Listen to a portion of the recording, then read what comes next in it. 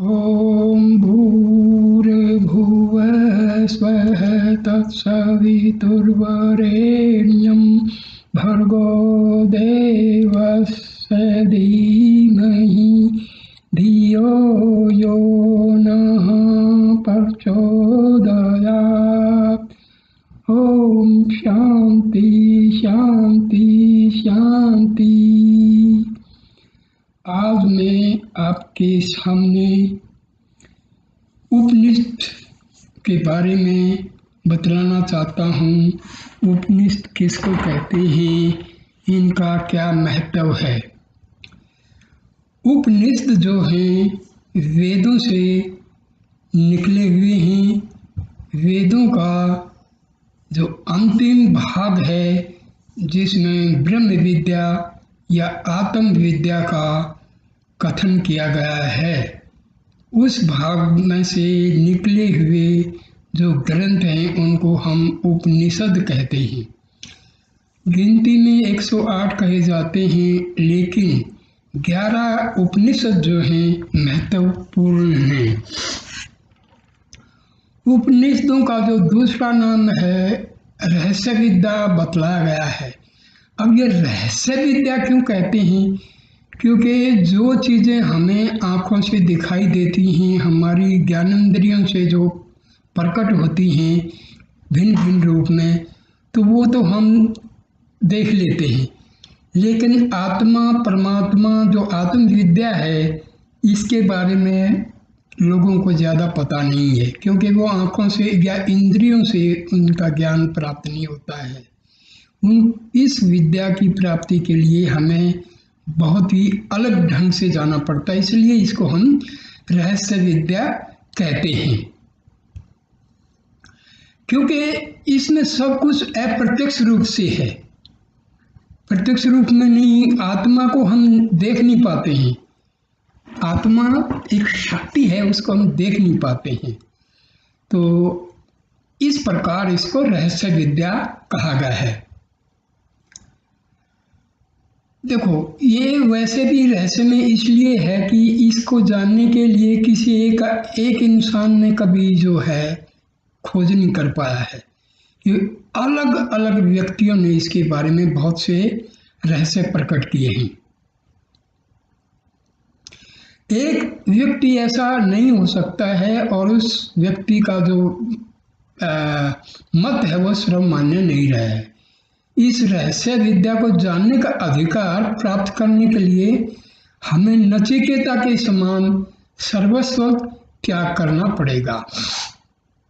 उपनिषदों में उस काल की अध्यात्म एवं दर्शन संबंधी सामग्रियों के भव्य चित्र ही नहीं सजाए गए हैं, प्रत्युत भारतीय जीवन दर्शन के सभी पहलुओं का गंभीर विवेचन भी उनके अंदर किया गया है।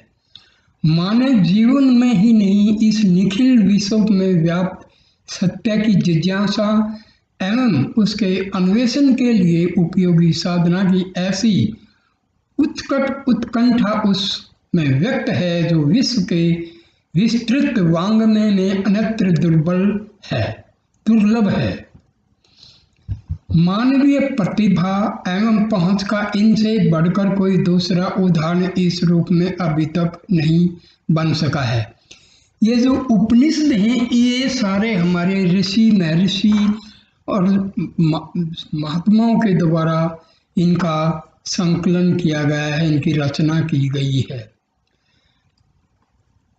सचमुच मानव की उत्कृष्ट कल्पना का ऐसा शाश्वत एवं कल्याण रूपी रूप विश्व साहित्य में अभी तक दूसरा नहीं दिखाई पड़ता है।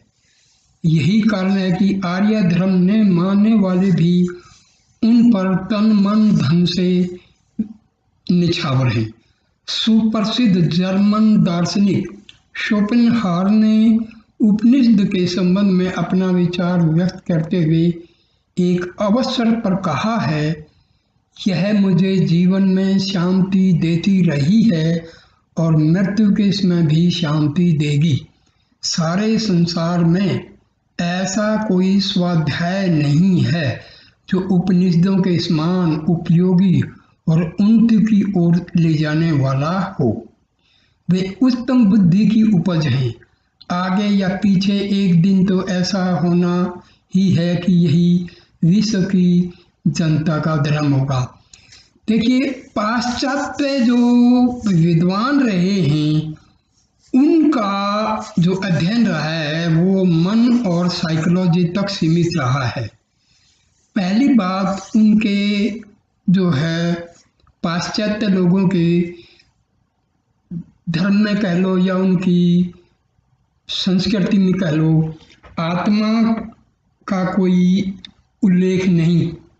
ये तो हमारे उपनिषदों से उन्होंने जाना है कि आत्मा भी कोई होता है। उन लोगों को इस चीज का, वो सिर्फ मन किस मतलब मनोविज्ञान तक ही उनका सीमित रहा है। मनोविज्ञान और अध्यात्म में बहुत फर्क है, क्योंकि मन से जो हम मन का जो विज्ञान है उसको मनोविज्ञान कहते हैं, और जो आत्म विद्या है ये हमारी आत्मा से संबंधित है। मैंने पहले एक वीडियो में आत्मा और मन का संबंध समझाया है। देखिए, मन वास्तव में होता नहीं है। ये सारा जो खेल है हमारे जीवन का ये आत्मा से ही है। मन है क्या? मन जो है विचारों की श्रृंखला है जो हमारी आत्मा से ही उत्पन्न होती है। इसी श्रृंखला का नाम जो है मन रखा गया है। पाश्चात्य लोगों ने तो बहुत सारे ग्रंथ लिख डाले हैं मन के ऊपर। मन का कॉन्शियस माइंड वो बोलते हैं, सबकॉन्शियस माइंड बोलते हैं, और वो लोग जो है अनकॉन्शियस माइंड बोलते हैं, सुपर कॉन्शियस माइंड बोलते हैं। देखिए, ये सब अध्यात्म में हम जब जाते हैं, उपनिषदों को जो पढ़ते हैं, तो हमें पता लगता है कि मन तो केवल आत्मा का एक कर्म है, आत्मा का एक अंश है। आत्मा से विचार पैदा होते हैं। ये विचारों की जो श्रृंखला है उसका नाम हम रख देते हैं आत्मा। इसी तरह ईगो क्या है? हम अपने आप को, आत्मा को पहचानते हुए ना पहचानते हुए अपने आप को हम इस शरीर से जोड़ लेते हैं। इसी का नाम जो है ईगो है। आईनेस जो है, सेल्फ, रियल सेल्फ है, मतलब रियल आई है, एक ईगो है। फॉल्स आई ईगो है, रियल आई हमारी आत्मा है। तो ये मैंने एक वीडियो में पहले इसको काफ़ी विस्तार से समझाया है। तो सुप्रसिद्ध जो पाश्चात्य विद्वान मैक्स मुलर ने उपनिषदों के बारे में एक स्थान पर लिखा है, उपनिषद वेदांत के आदि स्रोत हैं और ये ऐसे निबंध हैं जिनमें मुझे मानवीय उच्च भावना उच्चतम शिखर पर पहुंची हुई मालूम पड़ती है। ये उद्धरण इसलिए नहीं दिए गए हैं कि इनके कारण उपनिषदों की महत्ता में कोई वृद्धि हो जाएगी। प्रत्युत इससे यह दिखा जा रहा है कि आर्य धर्म ने मानने वाले विदेशियों की दृष्टि में उपनिषदों का क्या महत्व है। कहना तो ये चाहिए कि हम भारतीयों की संस्कृति और सभ्यता का परतंत्रतावस्था में भी जो सारे संसार में सम्मान था, उनका बहुत कुछ कारण ये हमारे ज्ञान भंडार उपनिषदों भरी रही है। उपनिषदों की एक एक वाणी में वह अमर तेज व शांतिदायी आलोक है, जिसे पढ़कर, गुनकर और आचरण कर कितनों की आंखें खुल गई, कितने सिद्ध बन गए, कितने योगी बन गए, कितने जीवन मुक्त हो गए और कितने ब्रह्म विलीन हो गए। सहस्रों वर्षों से सरस्वती के यह आलोक में प्रसाद अकिंचनता में भी कुबेर की समृद्धि अथवा भौतिक अभाव में भी आध्यात्मिक शांति की निधि लुटाते चले आ रहे हैं। इन्हें पाने वालों को फिर कुछ पाना नहीं रह गया। कल्पद्रुम के नीचे पहुंचकर कामनाओं का उदय हो ही कैसे सकता है। इसमें मैक्स मुलर का जो जिक्र आया है, मैक्स मुलर जर्मनी के बहुत बड़े विद्वान हुए हैं उन्होंने वैसे हमारे जो वेद साहित्य है उसका फायदा कुछ नहीं किया ज़्यादा। उन्होंने ऐसा ऐसा जो है ट्रांसलेशन किया है जो बहुत ही भयानक है। उन्होंने तो यहाँ तक सिद्ध कर दिया कि वेदों के जो ऋषि थे वो गाय का मांस खाते थे। तो भाई ऐसा है, हमारे भारतीय जो विद्वान है वो इन लोगों का पता नहीं क्यों जो है जिक्र करते हैं। इन लोगों का उद्देश्य हमारे जो संस्कृति है उसका कोई बढ़ाने की नहीं सोची, उसको गिर किस प्रकार हमारे जो वैदिक ज्ञान है इसको नीचा दिखाया जाए। खैर ये मैं किसी और वीडियो में बताऊंगा कि किस प्रकार पाश्चात्य लोगों ने हमारा कितना संस्कृत का जो भंडार है ग्रंथों का उसको तुम लोगों ने फूंक डाला था। सारा संस्कृत का जो साहित्य है वो अवेलेबल भी नहीं है। महर्षि दयानंद जब वेदों का भाष्यकार लिख रहे थे तो उनको जर्मनी से मंगाने पड़े थे वेद। कितनी विडंबना है। तो चलिए आगे देखते हैं क्या बोल रहे हैं हम। उपनिषद शाश्वत ज्ञान की अक्षय भंडार है। ये निरंतर का ज्ञान है, ये सीधा परमात्मा का दिया हुआ ज्ञान है। सारे संसार में ऐसा कोई दर्शन नहीं, ऐसी कोई विचारधारा नहीं है जो इनसे प्रभावित नहीं हुई है। परमाणु द्वारा यह तो सिद्ध हो ही चुका है कि मुगल साम्राज्य काल में इनका प्रसार विदेशों में भी हुआ, किंतु यह भी पता लगता है कि एक समय ऐसा भी था जब भारत के इन ज्ञान दीपों ने सृष्टि की ओर छोर तक में अविद्या का अंधकार को दूर किया था। मुगलों में जो औरंगजेब के बड़े भाई थे दारा शिकोह, उन्होंने उपनिषदों का फारसी में ट्रांसलेशन भी किया था। भारतीय विद्या तथा संस्कृति की तो ये मूल स्रोत ही रही हैं। ऐसा कोई दर्शन, चाहे वह आस्तिक हो या नास्तिक, ऐसा कोई शास्त्र, ऐसा कोई तर्क नहीं है जो उपनिषदों की अमर वाणियों से निकले हुए न मालूम पड़ते हों। सारी युक्तियां, सारे तंत्र, समूचे प्राण, संपूर्ण पदार्थ, विज्ञान की विभिन्न धाराएं, विद्या की समस्त श्रेणियां, अधिक क्या मानव जाति के सुख शांति के सारे उपाय इन्हीं काम धैन्यों की कृपा से प्राप्त होते दिखाई पड़ते हैं। इस प्रपंच में, जगत में जो भी दुख, दैन्य, दारिद्र्य, पाप, संताप हैं, उन सब को समाप्त करने के लिए उपनिषद कल्पद्रुम के समान है। ऐसी कोई विद्या या कोई कला नहीं है जो इनमें ना हो। आचार शास्त्र तथा उच्च कोटि की सभ्यता से लेकर परम आध्यात्मिक शांति एवं पारलौकिक निश्रेयस के लिए ये सदा खुली हुई हैं। इनमें वर्णित विद्याएं कल्पना की ऊंची और मीठी उड़ान मात्र नहीं है, एक सभ्य एवं समुन्नत जाति की सहस्रों वर्षों की गहरी अनुभूतियों का उनमें रस घुला हुआ है और वे पारमार्थिक दृष्टि से क्रियात्मक हैं।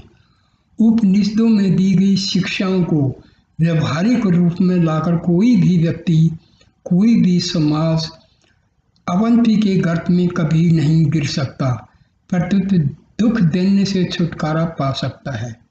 विद्वेष व घृणा की आग से उसे कोई भय नहीं हो सकता और न भौतिक अभाव के कारण उसे दर दर भटकना ही पड़ेगा। काम, क्रोध आदि विकारों को दूर करने की इनमें अमोघ शक्ति है। आत्म ज्योति को पहचानने के लिए इनसे बढ़कर कोई दूसरा साधन नहीं है। इनमें वह दिव्य तेज है जिससे कोई भी देश, कोई भी जाति, कोई भी समाज सदा उद्भासित रह सकता है और गिरी अवस्था में भी पुण्य उत्थान को प्राप्त कर सकता है। सामान्य पशु से मनुष्य बनाने की शक्ति का तो कुछ कहना ही नहीं है। इनमें मानव पुत्र को अमृत पुत्र बनाने या अमरत्व प्राप्त करने के सारे रहस्य भरे पड़े हैं। इनमें बताए गए संयमों के द्वारा मानव बड़ी सरलता और सुगमता से अमर बन सकता है। देखिए, अमर शब्द जो है ये भी बहुत ही भ्रम फैलाया हुआ है। हमारा शरीर जो है वो पदार्थ से बना हुआ है और पदार्थ जो है वो परिवर्तनशील है। जो चीज परिवर्तनशील होती है वो अमर हो ही नहीं सकती, क्योंकि मैटर जो है ये चेंज होता रहता है। तो हमारा शरीर तो मैटर का बना है, 5 तत्वों से बना है, तो शरीर तो अमर नहीं हो सकता है। अमर जो शब्द है वो आत्मा के साथ जुड़ा हुआ है, क्योंकि आत्मा का कोई जन्म नहीं, आत्मा की कोई मृत्यु नहीं, आत्मा अमर है। तो अमर शब्द जो है ये हमारी आत्मा से संबंध रखता है, ना कि शरीर से। तो लोग उन कहानियां बड़े बड़े कहते हैं कि भाई ये फलां फलां फलां और अमर हो गए। अमर का मतलब क्या होता है? जिन्होंने आत्म साक्षात कर लिया, ब्रह्म का दर्शन हो गया, तो उनको अमर कहा जाता है, ना कि शरीर से। ये बहुत सारी गलतफहमियां हैं जो चल रही हैं, लेकिन अमर का मतलब आत्मा से है, और जिन्होंने आत्मा को पा लिया हम उनको कहेंगे कि वो अमर हो गए। देखिए,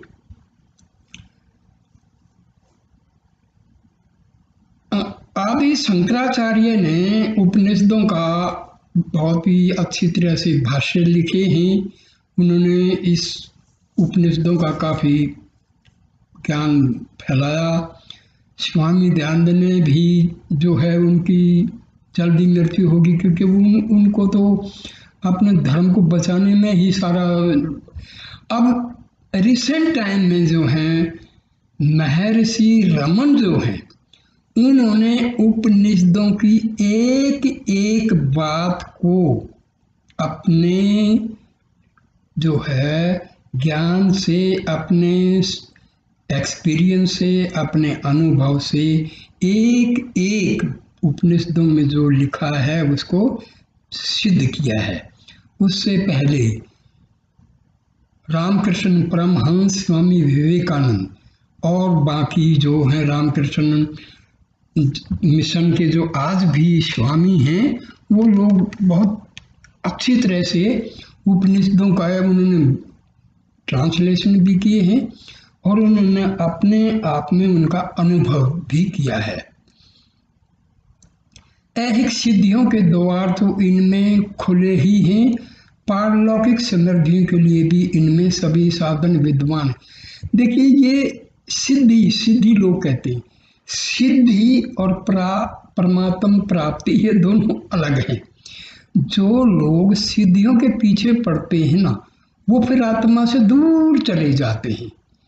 ये सब तांत्रिक, ये विद्या तांत्रिक लोग ये वगैरह ये क्या करते हैं, ये अध्यात्मवाद से बहुत दूर होते हैं।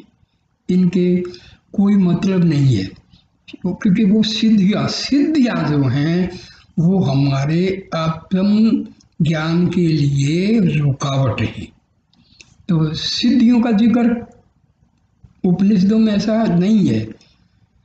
पारलौकिक समृद्धियों के लिए भी इनमें सभी साधन विद्यमान हैं, क्योंकि देखिए, वेदांत जो है ना, हमारे हिंदू धर्म में वेदांत की जो शाखा है वो बहुत ही मशहूर है।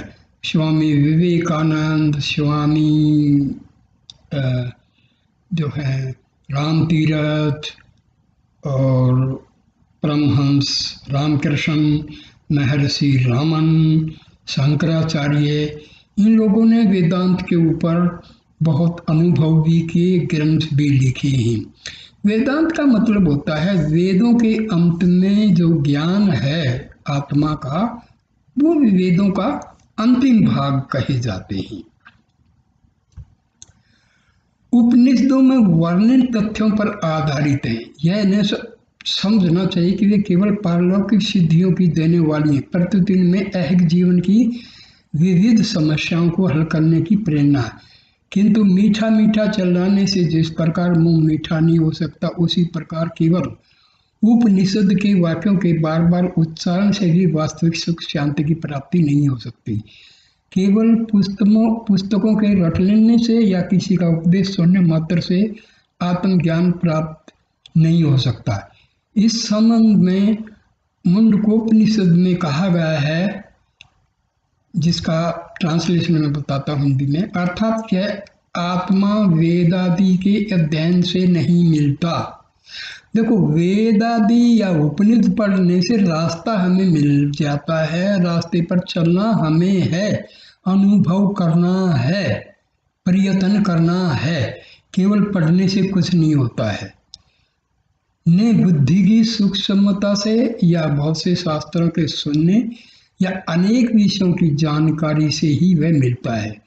जो पुरुष इस संसार में केवल इसी आत्मा का वर्णन करता है, उसी को इसकी प्राप्ति होती।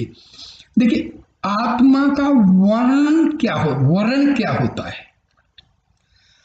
हमें पूरा 24 घंटे में हमारा जो है संपत्ति को बढ़ाने में, संसार में लगा रहता है। खाते हैं, पीते हैं, सो जाते हैं, यही हमारी दिनचर्या है।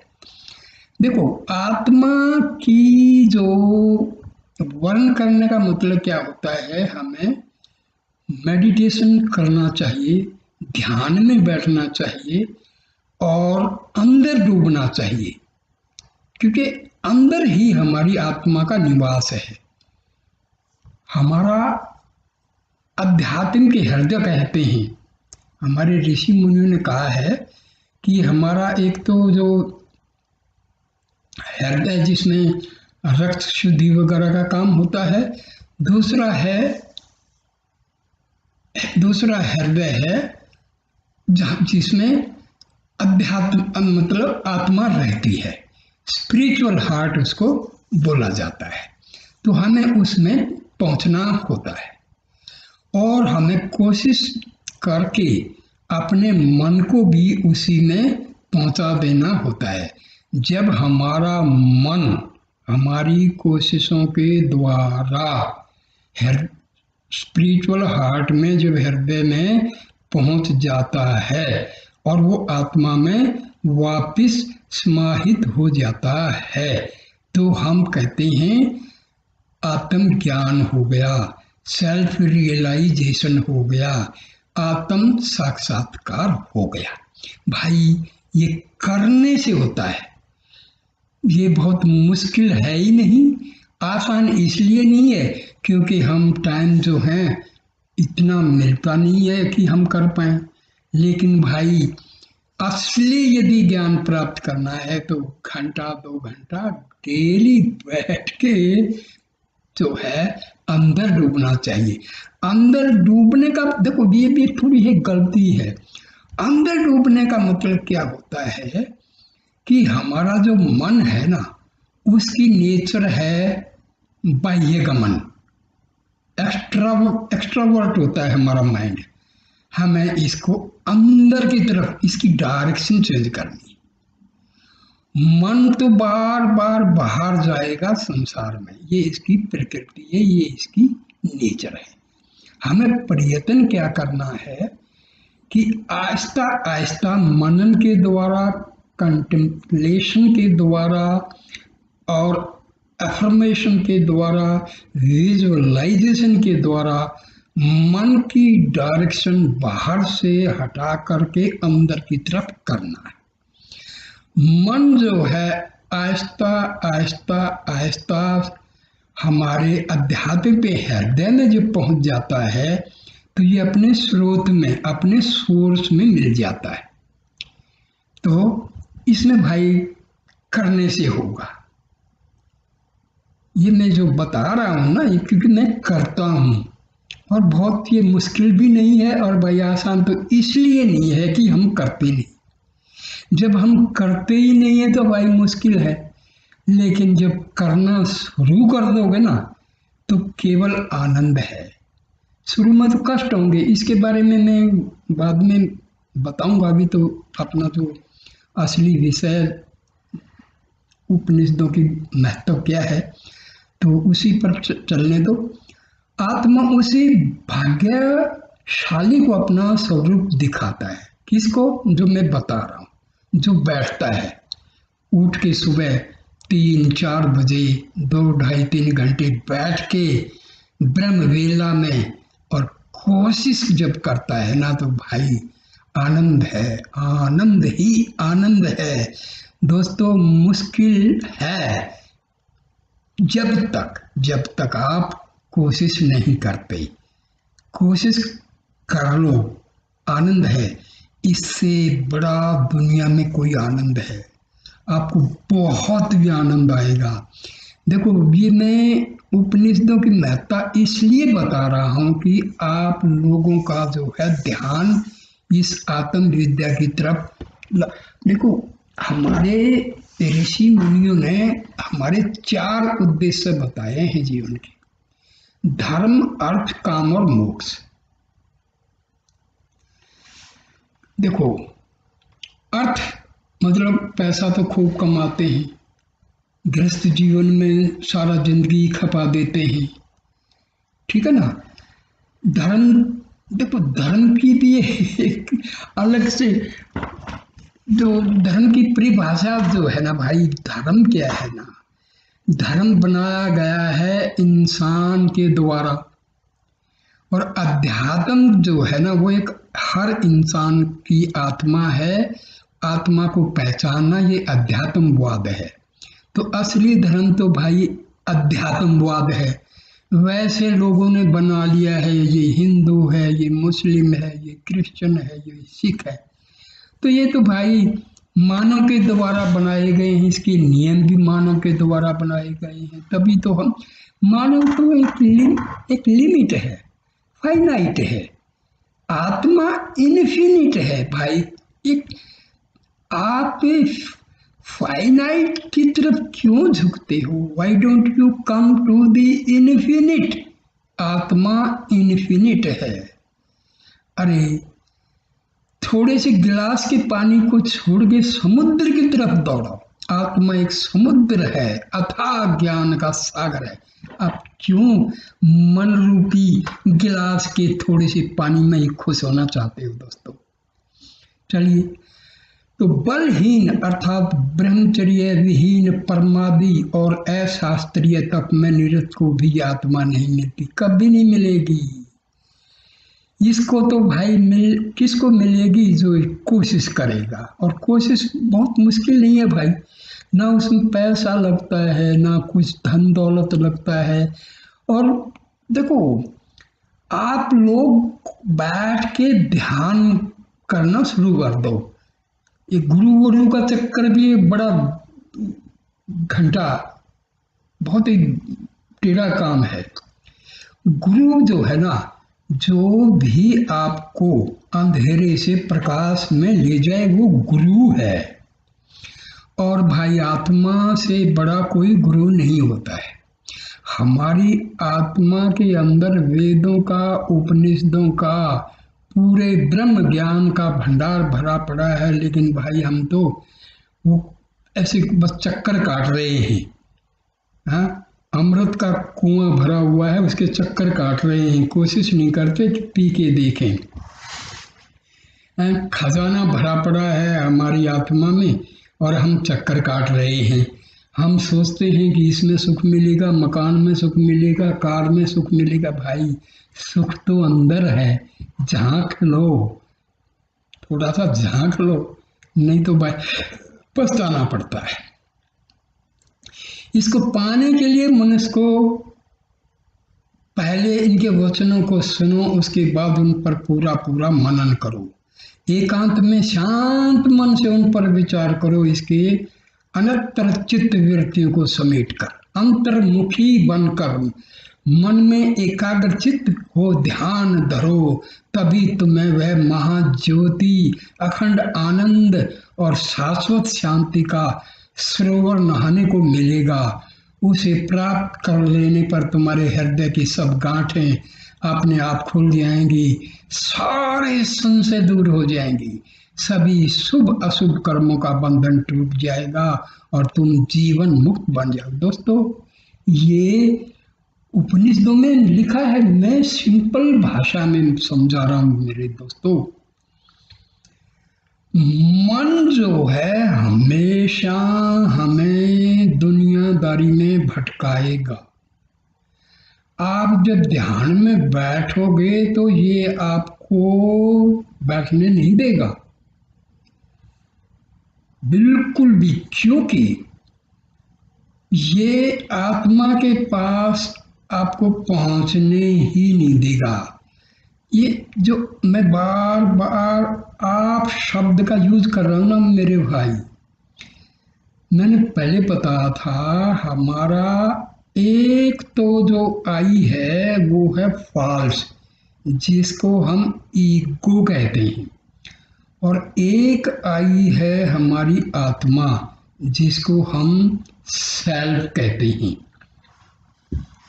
तो मैं बार बार जो आप कह रहा हूं, मैं ये ईगो को रेफरेंस में कह रहा हूं, क्योंकि हमारे डे टू डे लाइफ में जो कर्म हम करते हैं वो सब, आत्मा तो केवल विटनेस है। मन के द्वारा, बुद्धि के द्वारा, ईगो ही हमारा मास्टर है। हमारा जो दैनिक जीवन का जो कंट्रोल है वो ईगो के पास है। ठीक है ना, क्या करना है, ये ठीक है, ये गलत है, ये बुद्धि और मन का जो है डिसीजन मेकिंग है। बाकी कंट्रोल है ईगो का। आत्मा जो है फ्री विल के हिसाब से, आत्मा ने आपको फ्री छोड़ रखा है। It is your wish and will what you want to do. आपको जो करना है वो फ्री विल है आपकी। अब नियम में बंध के चलोगे, उपनिषदों की सुनोगे, वेदों की सुनोगे, उसके अनुसार चलोगे, तो भाई आपका जो आखिरी जो चीज है मोक्ष, ठीक है ना, वो आपका काम बन जाएगा। और मन की, बुद्धि की, ईगो की चलोगे तो भाई पिसते रहो, जन्म लेते रहो, मौत, जन्म, मर्त, डेथ एंड बर्थ का साइकिल में रगड़े खाते रहो। अदरवाइज वेरी सिंपल, आप भाई ऑफिस में काम करते हैं, आपने फैक्ट्रियां लगा रखी, कोई प्रॉब्लम नहीं है। केवल शाम को जब आप ऑफिस से, फैक्ट्री से, अपने वर्क प्लेस से जब आ जाते हैं, खा के पी के 1 घंटा अपने मकान के कोने में अकेले बैठ जाओ और सोचना शुरू कर दो कि मैं कौन हूँ, कहाँ से आया हूँ, क्या करने आया हूँ, मेरा उद्देश्य क्या है, मैंने अपने उद्देश्य प्राप्ति के लिए क्या क्या किया है, कहाँ भटक रहा हूँ। तो ये थोड़ा थोड़ा थोड़ा विचार करो। असली चीज क्या है विचार करने की, कि हमें आत्मा तक पहुंचना है। महर्षि रमन ने बहुत बढ़िया तरीका बताया गया है, उसका नाम दिया गया है सेल्फ इंक्वायरी। उस पर मैं अलग से वीडियो दूंगा और ऐसे मतलब बहुत समझा के अनुभव, अपने अनुभव से मैं समझा दूंगा। लेकिन भाई करो तो, करना तो आपको है। किताब पढ़ने से कुछ नहीं होने वाला है, क्योंकि जो करने की चीज है वो केवल पढ़ने से नहीं होगा, करना है। बहुत उपनिषद का जो ज्ञान है ना, वो इतना इतना इतना प्यारा ज्ञान है ना, एक बार इसमें आपका ध्यान हो जाए, इंक्लिनेशन इसकी तरफ हो जाए, तो फिर आपका जीवन सुधर जाएगा। मेरे भाई ये याद रखना, जो लोग परमात्मा की तरफ चलते हैं ना, तो उनको लक्ष्मी, धन, दौलत, इन चीजों की कमी नहीं रहती है। यदि कमी है तो उनमें असंतोष की भावना खत्म हो जाती है। ये ध्यान देने की चीजें हैं। तो चलो, इस प्रकार यदि देखा जाए तो उपनिषदों का एक एक अक्षर एक एक बहुमूल्य रत्न है। ये हिंदू जाति के लिए ही गर्व की वस्तु नहीं है, प्रत्युत मानव जाति मात्र के लिए गौरव की बात। देखिए भाई, मैंने पहले ही बताया है, धर्म किसने बनाए? इंसान ने। आत्मा क्या है? ये तो शाश्वत है। It is परपीचुअल, it is continuing from unknown times.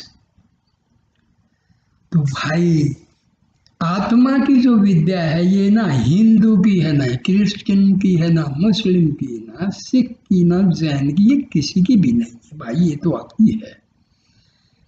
हम इसको भटक के और भाई गुरुओं का चक्कर, ये चक्कर, इनमें भटक गए और केवल हमें दुख मिल रहा है।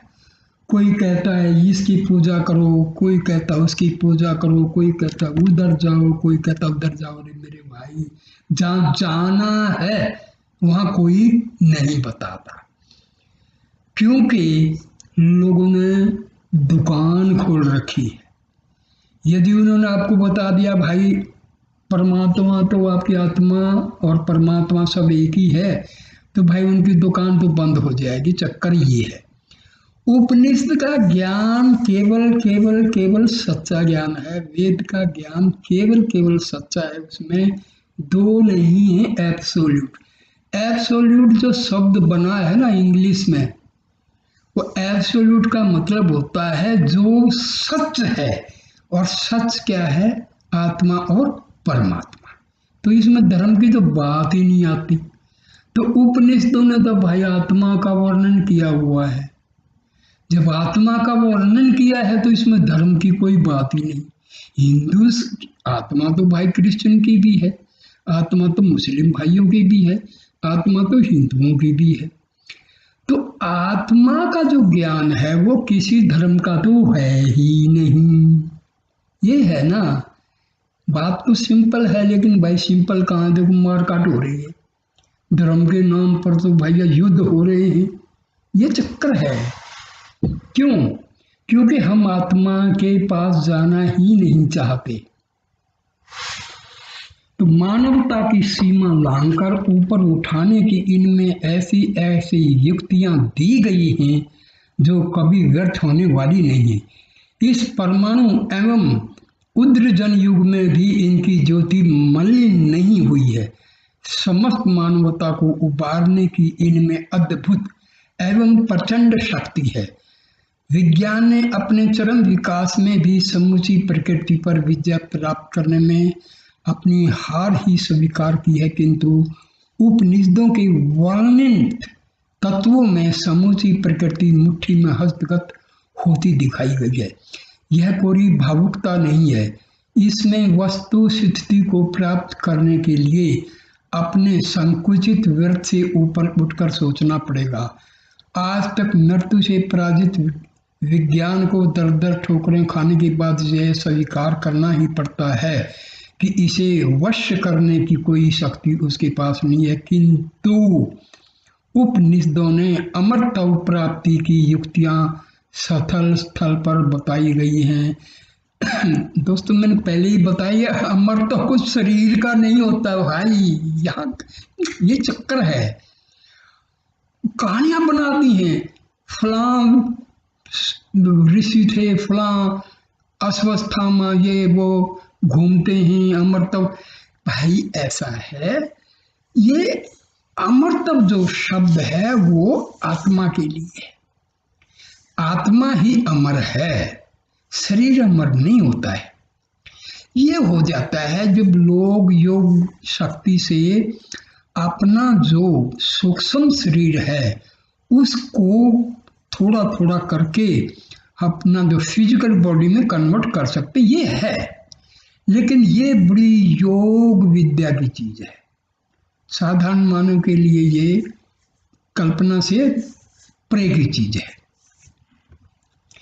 ये उक्तियां कल्पना प्रसूत नहीं है, सहस्रों वर्षों की गहरी अनुभूतियों तथा क्रियाओं का इनमें पुट है।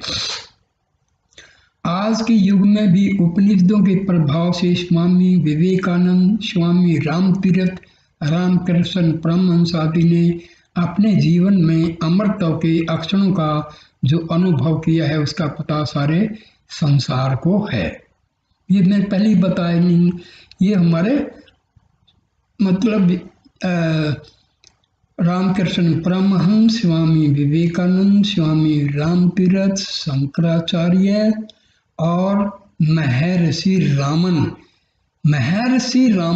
और परमहंस रामकृष्ण पिछली शताब्दी के ये दो ऐसे महान संत हुए हैं, ऋषि हुए हैं, जिन्होंने उपनिषदों और वेदों के ज्ञान को बिल्कुल सरल तरीके से समझाया है। मैंने रामकृष्ण परमहंस और महर्षि रमन की साहित्य को पढ़ा है, समझा है और अनुभव भी कर रहा हूँ। तो भाई ये जो कुछ अध्यात्मवाद जो है वो अनुभव का है। पढ़ने से, केवल पढ़ने से नहीं, पढ़ना जरूरी है, बिना पढ़े तो पता नहीं लगेगा। पढ़ो मगर फॉलो करो उसको। केवल पढ़ने से नहीं होगा, बिना पढ़े भी नहीं होगा। जब पढ़ोगे नहीं, जब पता ही नहीं होगा तो आप करोगे क्या? तो पढ़ो, समझो, रास्ता पता करो और फिर उस रास्ते पर चलो, फिर जीवन का आनंद ही आनंद है। उपनिषदों के रहस्यात्मक विचारों की परंपरा से न केवल हिंदू जाति के जीवन दर्शन ही प्रभावित हैं, परंतु बौद्ध तथा जैन दर्शनों पर भी उनकी अमिट छाप है। देखिए, महात्मा बुद्ध और महावीर जैन, इनके बारे में इनके शिष्यों ने काफी कुछ साहित्य लिख दिया, अपनी मर्जी से भ्रम फैला दिया। नहीं तो भाई यही सेम है। बौद्ध का यदि एक एक असलियत देखोगे तो उन्होंने क्या किया था, वही तो ध्यान तो किया था ना, आत्मा का साक्षात्कार तो किया था। लेकिन बाद में उनके शिष्यों ने काफी कुछ लिख डाला है, चलो वो हमारा विषय नहीं है। सूफियों की रहस्य भावना, मुसलमानों का एकेश्वरवाद, कृष्णों की रहस्यवादिता, शोपेनहावर का दार्शनिक विचार, राजा राम मोहन राय के ब्रह्म समाज की मूल भावना, स्वामी दयानंद, कविंदर रविंद्र और योगेंद्र अरविंद की विचारधाराएं उपनिषदों से अत्यधिक प्रभावित हैं। शंकराचार्य, रामानुज, वल्लभ माधव आदि आचार्य ने तो इन्हीं की पृष्ठभूमि पर अपने सिद्धांतों की अवतारण की है। यह सही है कि इन उपनिषदों की विचारधारा में जीवन के संध्याकाल, संन्यास आश्रम के अनुभवों के अमूल्य पवित्र विचार संग्रहित हुए हैं और ये आर्य जीवन के संन्यास आश्रम की स्थिति के प्रतीक हैं। किंतु इससे यह नहीं मान लेना चाहिए कि इनमें लोक जीवन या लोक संग्रह की भावनाओं का जानबूझकर निरादर किया गया है।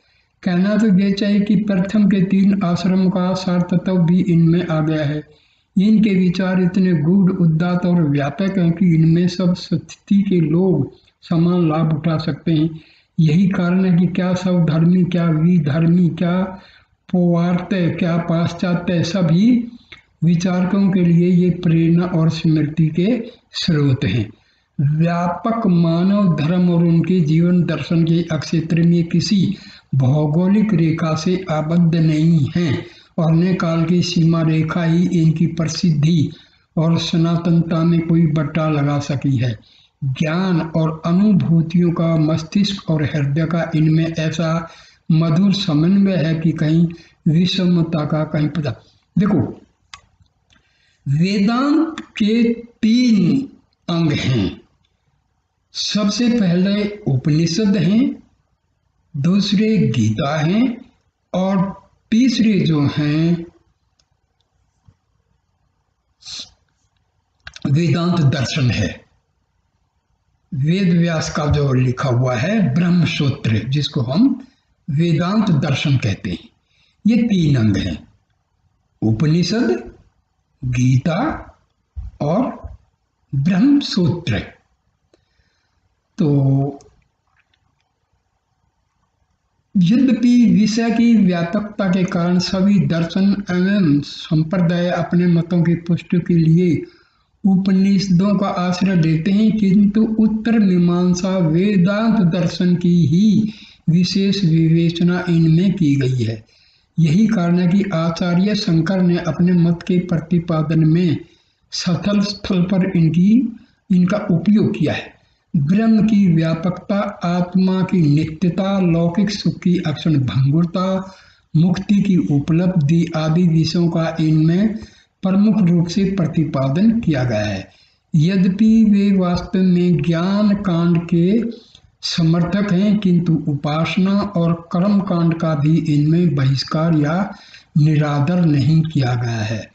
आज के विज्ञान युग ने उपासना और कर्म कांड को मानव स्वभाव से कुछ दूर कर दिया है, किंतु ज्ञान का अक्षेत्र आज भी पूर्ववत अबाधित है। इसमें काल कर्म से परिवर्तन की कोई गुंजाइश नहीं है। फलस्वरूप उपनिषदों में परमात्मा, आत्मा, सृष्टि, पुनर्जन्म, स्वर्ग, धर्म, आचार आदि का जो विवरण अथवा परिचय दिया गया है वह आज भी ज्यों का त्यों है। बड़े बड़े वैज्ञानिक विद्वानों के तर्कों और नास्तिकों की शंकाओं को वहाँ फटकने की भी स्थिति नहीं मिलती। यही कारण है कि सनातन हिंदू जाति की रीढ़ विधर्मियों के घोर अनाचारों में भी नहीं टूटी। प्राय शासन की क्रूर श्रृंखलाओं में शताब्दियों तक जकड़े रहने पर भी उसमें जड़ता नहीं आई। लाखों आंधी तूफानों बवंडर के बीच में पड़ने पर भी उसका तेज। देखिए, कुछ देश तो गुलामी के कारण अपनी संस्कृति को खो चुके, क्योंकि संस्कृति उनकी थी ही नहीं। हिंदुस्तान 900 साल तक गुलाम रहा, लेकिन आज भी भारत की हिंदू धर्म की जो संस्कृति है वो आज भी अडिग है। इसको क्यों? क्योंकि वो सच्चे उस पर रास्ते पर थे। हमारे ऋषियों ने जो रास्ता सुझाया है वो निरंतर बहने वाली गंगा की तरह है। व्यापक लोकप्रियता के कारण उपनिषदों की संख्या बढ़ते बढ़ते 200 से भी अधिक बन गई है, किंतु उनमें मुख्य 18 ही हैं, जिनकी गणना स्वामी शंकराचार्य ने अपने भाषा में की है। महर्षि दयानंद ने 11 बताए हैं, महर्षि रमन ने भी 11 ही बताए हैं, और स्वामी विवेकानंद और जो रामकृष्ण परमहंस के जो शिष्य हैं, रामाकृष्ण मिशन के जो स्वामी जी हैं, उन्होंने भी 11 ही बताए हैं।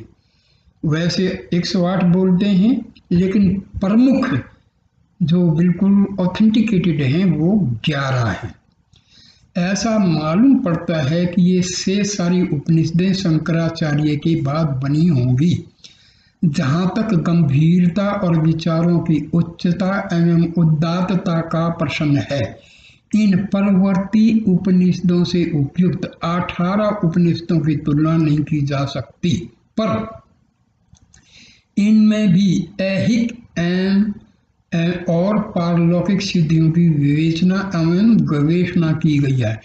18 उपनिषदों में ईश, केन, कठ, मुंडक, प्रश्न, मांडुक्य, तैत्तिरीय, छांदोग्य, सवेत्वास्वर आदि के नाम प्रमुख हैं। इनमें से 12 उपनिषदों पर भगवान शंकराचार्य ने अपना सुविस्तृत भाष्य लिखा है। महर्षि पतंजलि ने अपने महाभाष्य में चारों वेदों की शाखाओं की संख्या कुल मिलाकर 1130 बताई है। प्राचीन साहित्यकारों का आग्रह है कि वेदों की जितनी शाखाएं थी उतनी ही संहिताएं भी थी। उतने ही ब्राह्मण और आरण्यक थे और उतने ही कल्पसूत्र और उपनिषद थी, किंतु आज इन सब का कोई पता ठिकाना नहीं है। वो पहले ही बताया था, विदेशियों ने हमारे अच्छे अच्छे जो लाइब्रेरी थी सब जला डाली थी। अड्यार मद्रास की थियोसॉफिकल सोसाइटी ने जो लगभग 200 उपनिषद प्रकाशित की हैं, उनमें से बहुतरे परिवर्तित काल की रचनाएं हैं। उपर्युक्त उपनिषदों जैसी गंभीरता, व्यापकता तथा उदात्तता उनमें नहीं है। उनमें से अधिकांश शैव, शाक्त एवं वैष्णव संप्रदाय की पृष्ठभूमि मात्र बन गई है। उपनिषदों का यह कर्णिक विकास स्पष्ट संकेत करता है किस प्रकार आरंभ में हमारे धर्म और विचारधारा में संकुचित भावना अथवा सांप्रदायिकता का कोई स्थान नहीं था। निखिल विश्व और ब्रह्म जैसे व्यापक प्रश्नों पर ही विचार किया जाता था, परंतु बाद में बढ़ते बढ़ते यह धारा शैव, वैष्णव और शाक्त समुदाय की परिधि में आकर फंस गई और जिसके परिणाम स्वरूप हम विशृंखल बन गए। हमारी ज्ञान गरिमा घट गई, हम ऊपर से नीचे उतरने लगे और आज पहुँचते पहुँचते ऐसी जगह आकर रुक गए हैं कि हमें यह सहसा विश्वास ही नहीं होता कि ज्ञान की ये उज्जवल मणियाँ हमारे ही पूर्वजों के मस्तिष्क से आविर्भूत हुई हैं। शांति की यह मंदाकिनी हमारे ही पूर्वजों के विशाल हृदय से प्रवाहित हुई है। प्रगतिवादी अथवा विकासवादी चिल्लाते हैं कि जो कुछ पुराना हो गया है वह सड़ गया है, उन्हें छोड़कर आगे चलो, पीछे की ओर मुख कर हम उन्नति के शिखर पर नहीं चढ़ सकेंगे, आदि आदि। किंतु उन्हें यह सोचने की आवश्यकता नहीं पड़ती कि क्या करोड़ों वर्ष का यह सौरमंडल, यह धरातल, यह हिमवान, यह गंगा यमुना की निर्मल धारा पुरानी हो गई है, इन्हें छोड़ देना ही ठीक है। इनसे पूर्ववत लाभ होने की संभावना अब नहीं रह गई है, वे सब के सब नष्ट कर देने ही लायक हैं। ठीक, यदि कोई प्रगतिवादी यह कहने की हिम्मत कर सकता है कि हाँ ये सब उपेक्षणीय हो गए हैं, तो फिर उसके लिए मानव संस्कृति की ये मूल स्रोत उपनिषद भी कूड़ा करकट से ही हो सकती है। परंतु अभी ज्ञान उन्माद का ऐसा कठोर युग शुरू नहीं हुआ है। विज्ञान उद्रजन बन तक पहुंचकर भी बहुत नीचे है। उपनिषदें अभी बहुत ऊंची हैं, उनमें वर्णित जीवन के तत्वों की प्राप्ति अभी विज्ञान से संभव नहीं है। ट्यूबवेल लगाकर हम 10-20 बीघा खेती की सिंचाई भले ही कर लें, पर हरिद्वार का कुंभ अथवा तीर्थराज प्रयाग का संगम उस कूप के तट पर नहीं लगेगा। भीतर घुसकर देखिए इनके रत्नों की कुछ अमल अमंद छवि जो तन मन के संतापों को दूर भगाने में आज भी यथापूर्व है। केवल हमारी आंखें बदल गई हैं, इनमें भी अज्ञान, प्रमाद और अभिमान का चश्मा चढ़ा हुआ है। उसे उतार का हम तनिक निहारें तो सही। अज्ञान और अविद्या में भ्रमते हुए भी अपने को धीर और पंडित मानने वाले मूर्ख लोग नाना कष्टों एवं योनियों में भी उसी प्रकार भटकते और ठोकर खाते फिरते हैं जैसे एक अंधे के पीछे चलने वाले दूसरे अंधे। सत्य की ही इस संसार में विजय होती है, असत्य की विजय कदापि नहीं होती। सत्य धर्म से ही ब्रह्मलोक की प्राप्ति का वह विस्तृत मार्ग देवयान प्राप्त होता है, जिसके द्वारा अपनी कामनाओं को प्राप्त करने वाले महर्षि गण उस परम धाम में गमन करते हैं जहाँ वह सत्य का परम आश्रय परमात्मा निवास करता है। यह आत्मा सर्वदा सत्य से, तपस्या से, यथार्थ ज्ञान से और ब्रह्मचर्य से पाया जाता है। निष्पाप और यत्न में निरंतर रहने वाले लोग इस निष्कलंक और प्रकाश स्वरूप आत्मा को अपने अंतःकरण में ही देखते हैं। हमारे पूर्व आचार्यों की यह शिक्षा अकेले ही भारतीय संस्कृति के सभी अंगों पर प्रकाश डालने में पर्याप्त है। भारत के पास कुछ रहे या न रहे, यदि उसके निवासी अपने पूर्वजों की इस अमर वाणी का ही केवल अनुसरण करते रहेंगे तो उन्हें कल्पांत तक अकिंचन दुखी और अशांत होने का कोई कारण नहीं होगा। इस प्रकार विश्व के विस्तृत वाङ्मय में साहित्य, वांग्मय का मतलब होता है साहित्य में उपनिषद की महत्ता बेजोड़ है। वे न केवल अपनी परम प्राचीनता के कारण ही आदरणीय हैं, तर्तुत उनकी सहज सुखदायिनी सूक्तियाँ अमरत्व का संदेश देने वाली हैं।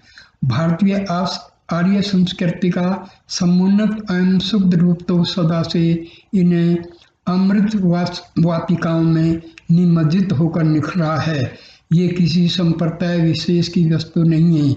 इनकी सामान्य दृष्टि वसुधैव कुटुंबम के महान एवं पुनीत लक्ष्य पर स्थित है। यही कारण है कि देश विदेश सर्वत्र इनका आदर सम्मान है। पर यह सब होते हुए भी उपनिषद सर्वसाधारण के लाभ में नहीं आती। इनकी गहन गंभीरता की दुहाई देकर जब हमारे कितने संस्कृतज्ञ पंडित जन भी इनके अमर संदेश से आजीवन वंचित रह जाते हैं, तब केवल हिंदी जानने वालों का या दोष। आज तक अनेक उपनिषदों के, देखो भाई, भाषा इंपॉर्टेंट नहीं है। असली चीज क्या है कि किसी भाषा के द्वारा ज्ञान क्या है, असली चीज ये है। तो हमें जो है ना, उपनिषदों में मैंने बताया ना कि उदाहरण दे करके, कहानी दे करके बड़ा अच्छे तरीके से समझाया गया है। तो अब इसके आगे जो मैं तो जो बताया हूँ, इसके आगे में उपनिषदों की कहानियों के द्वारा किस प्रकार जो है ज्ञान का संचार किया गया है हमारे ऋषियों द्वारा, तो ये मैं कहानियों की एक श्रृंखला शुरू करूंगा।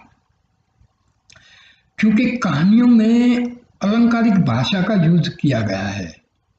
जैसे कठोपनिषद में नचिकेता कोई वास्तव में नहीं रहा है। नचिकेता एक विद्यार्थी है, एक साधक है, एक जिज्ञासु है। उसने यमराज से जो है आत्मा का ज्ञान प्राप्त किया। तो श्वेत केतु है वगैरह वगैरह बहुत ऐसी। तो कहानियों से हमें उनका जो है ज्ञान सही मिल जाएगा। तो दोस्तों, ये आप लोग जो हैं, मेरी जो चैनल है उसमें आप अपने क्वेश्चन लिख करके मेरे से पूछ सकते हैं, ठीक है? क्योंकि जो अध्यात्म ज्ञान है ना, वो अनुभव के द्वारा प्राप्त किया जाता है, किताबें पढ़ के नहीं। किताबें तो टीवी में अब दुनिया भर के बैठे हैं पंडित लोग, प्रचारक हैं, वो पढ़ देते हैं बहुत सारे। देखो, अनुभव के द्वारा जो ज्ञान अर्जित किया जाता है वही उपयोगी होता है। किताब से पढ़ लिया और सुना दिया तो वो उसका असर भी नहीं होता है, ठीक है? तो आप लोग जो है मेरे से पूछ सकते हैं, आपको जो डाउट आए वो पूछ सकते हैं, ठीक है? नमस्ते दोस्तों।